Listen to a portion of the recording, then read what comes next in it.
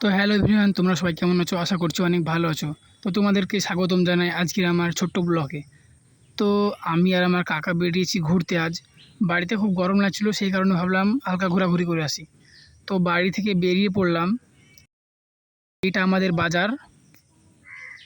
তো বাজারে প্রচণ্ড ভিড় থাকার কারণে আমি ভিডিওটা করতে পারলাম না, তাই ফাঁকা মাঠের দিকে চলে আসলাম। এটা আমাদের বাড়ি থেকে অনেকটাই দূরে। এটা আমাদের ঘাট। তো আজকের ওয়েদারটা বেশ ভালোই ছিল, কিন্তু সামনে দুটো ছাগল ছিল। ছাগলগুলো দেখে বেশ ভালোই লাগছিল। তো ছাগলগুলো পার করিয়ে দেখতে পাচ্ছ আমাদের নদী। তো রাস্তার অবস্থা এত খারাপ, কি বলবো, প্রচণ্ড পরিমাণে রাস্তা খারাপ। তো সামনে কিছু ছেলে মেয়ে ছিল, টিউশন পড়ে বাড়ি যাচ্ছিল। তো আমরাও বেরিয়েছি ওদেরকে দেখার জন্য। मैंने छोड़े हैं बाकी सारे रास्ते, बस आया हूँ तेरे पास रे, मेरी आंखों में तेरा ना। তো অনেকক্ষণ ঘোরাঘুরি করলাম, তাই ভাবলাম এই জায়গাটা একটু দাঁড়িয়ে যাই। তো জায়গাটা বেশ ভালোই লাগছিল। সামনে ঘাট আর বকুলতলা। তো এইটা হচ্ছে মাঠে যাওয়ার রাস্তা। ওর সঙ্গে ওর কোনো রক্ত সম্পর্ক আছে কি? না, আমার ভুল হয়ে গেছে, ওর সাথে আমার কোনো সম্পর্ক নেই। তুমি মাকে বলো না, আমি আর ওর সাথে কোনো সম্পর্ক রাখবো না। তো অনেকক্ষণ ধরেই দুই কাকা ভাইপো গাড় পাকামো করতে করতে লেট হয়ে গেল। আমরা আর কিছুক্ষণের মধ্যে এখান থেকে বেরিয়ে যাব, তাই তোমাদেরকে দেখিয়ে দিচ্ছি। তো এই জায়গাটা বেশ ঘোরাঘুরি ভালোই হলো। চলো। তো ওখান থেকে আমরা বেরিয়ে পড়লাম। তো দুই সাইডে সবুজ প্রাকৃতি আর মিডিল রাস্তা, অনেক সুন্দর লাগছে। তার পাশে পটলের ভুঁই। তো পটল দেখতে দেখতে বেরিয়ে পড়লাম আবার। তো কী বলবো, জায়গাটা ভাই দুই সাইডে সবুজ প্রাকৃতি বেশ ভালোই লাগছে, কিন্তু মিডিলে একটা মেয়ে, যদি কিছু হয়ে যায়। তো সব বাদ দাও, অনেকক্ষণ পর একটা বাড়ি দেখা গেল গাইস, বুঝতে পারছো? মানে পুরো জঙ্গল, সামনে এবার শুধু বাড়ি। আর সামনে একটা বাইক আসছে, লাইট মারছে চোখে, ভাবলাম গাড়ি দেবো, দিলাম না, ভালো ছেলে। এ দেখো একটা বাইক। তো এইটা হচ্ছে শ্যামপুরের মোড়।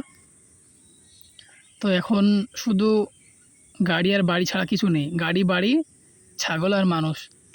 তো গাড়ি বাড়ি ছাগল আর মানুষ দেখতে দেখতে সামনে চারটে বৌদি আর একটা দাদা দেখা গেল। দাদা বলছে দিবা। আমি বলছি ছি দাদা, তুমি তো মুরব্বী মানুষ, এইসব কেন করো? এটা ঠিক না।